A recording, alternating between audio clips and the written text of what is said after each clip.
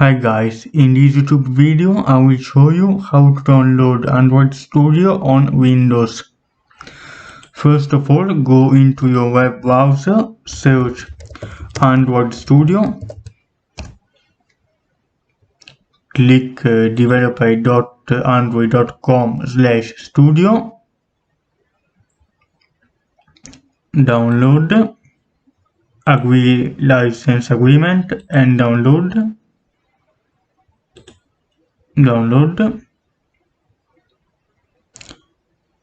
The file will be pretty big, so let's wait. Now let's double click the application.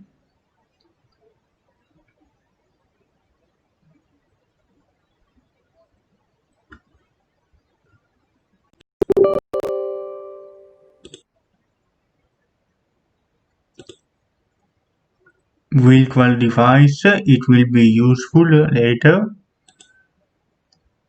to have a virtual version of a smartphone to test applications.